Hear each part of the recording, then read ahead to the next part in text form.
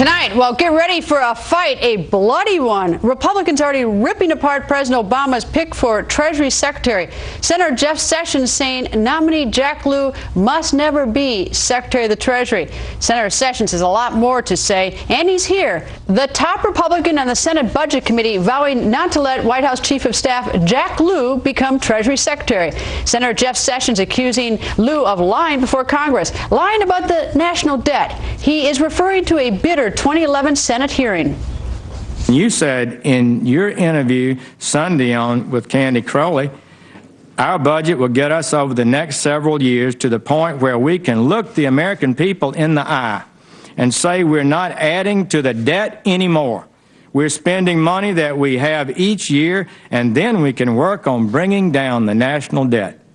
Was that an accurate or misleading statement to the American people Sunday? Senator, I think it's an accurate statement that our current spending will not be increasing the debt. We do have interest payments. It's going to take us a while to work down those interest payments. Well, you didn't say that. You said that we will be bringing down the debt during the period of this budget and that we can look them in the eye and say we're not adding to the debt anymore. And that's not accurate. No, I believe it is accurate. Our current programs, the things that we're doing, that we're making decisions on, we've stopped spending money that we don't have. We can't just wish the national debt away.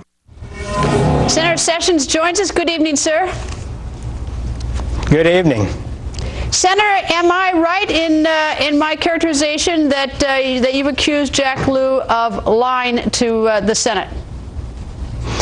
Look, what he came in and testified to represents the most colossal, fantastical financial misrepresentation, I think, in history. He said that debt, he told the American people square on that we would not be adding to the debt. We would spend only the money that we have and begin to pay down the debt. That was utterly untrue. His budget did nothing like that. The lowest deficit in 10 years that he projected in his own numbers was $600 billion deficit and would have added $13 trillion to the debt. Remember, this was after 2010 when the Republican House was elected, and hopefully we were at a point to make some fundamental changes in spending in America, and they came out with a budget that did just the opposite, and he told the American people what they wanted to hear, but it wasn't the truth. All right, I just want to sort of zero in, and I'm not going to beat a dead horse, but there's a big difference between being mistaken or having a different viewpoint and trying to be deceitful and a lie, because that's a very different. And where does he fall in the spectrum, in your opinion? Well, I gave him a chance at the hearing. He'd already said these statements publicly. I quoted them back to him, and he said it was accurate. He defended those statements, although I will acknowledge that Secretary Geithner, who followed him before the committee, would not say so. He knew that wasn't accurate. He acknowledged that the president's budget did not put us on a sustainable path, but not Mr. Lew.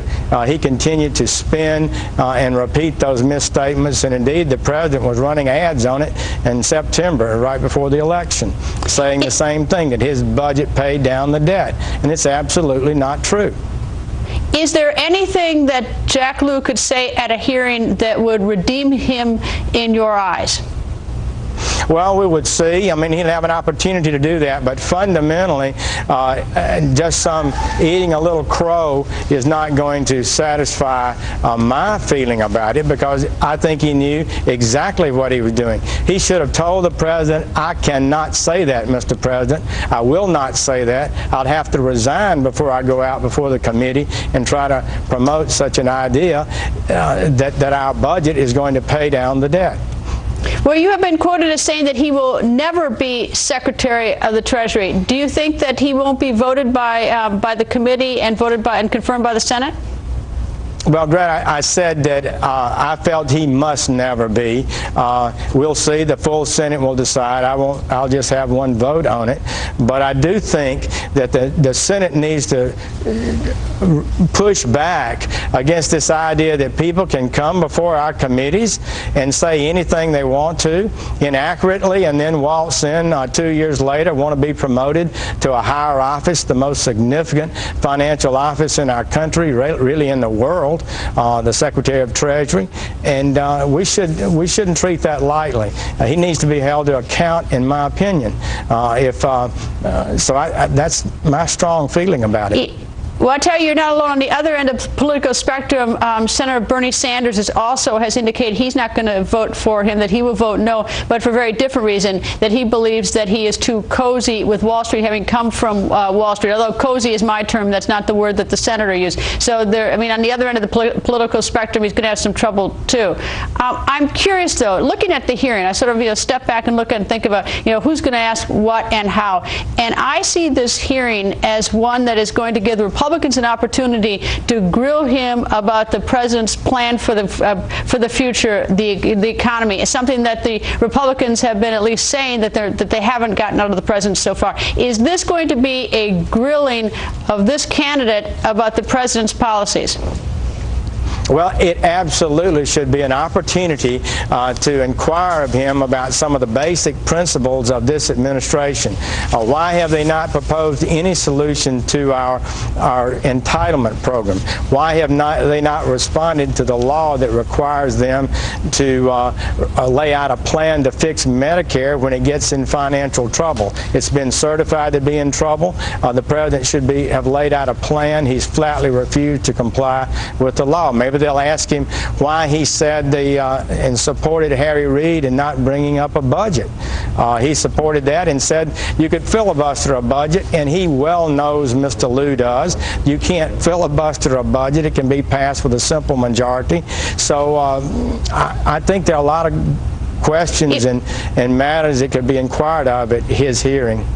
Well, he's also going to have some problem, apparently, from Senator Orrin Hatch, who's the ranking member on the Finance Committee, because Senator Hatch has said that he's withholding judgment. He hasn't said yes or no until the nominee, meaning Mr. Lieu, outlines administration plans to cut spending to lower the national debt. So you could see that Senator Hatch, intends to, that whole business about, the whole issue of spending cuts. That this nomination hearing is going to be the forum about that particular issue, just like the debt ceiling.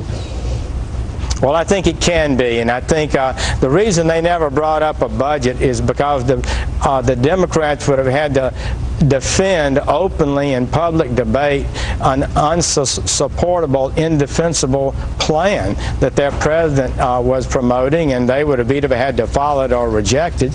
And of course, when Lieu's budget was brought before the Senate and the House, if you remember, Greta, it got 0 votes. And not a Republican or a Democrat in the House or the Senate voted for the budget that Mr. Lieu was the architect of. I don't think that speaks well for a man who would take on the great position of Treasury Secretary.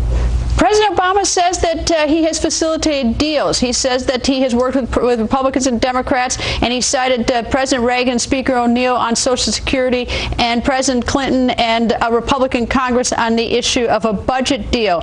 I'm curious whether you agree that he has brought the two sides together, and if so, where has that been, at least in this last go-around, the last 18 months?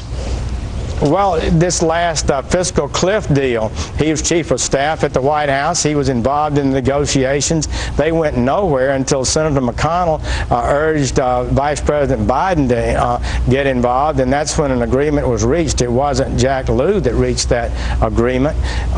He also, when he agreed to the budget spending reductions as part of the Budget Control Act 18 months ago, he proposed a budget. The next budget that they put forward wiped out 60% of those cuts. Even though he'd agreed to them in August and January, he was proposing to giving back 60% of them and spending more money.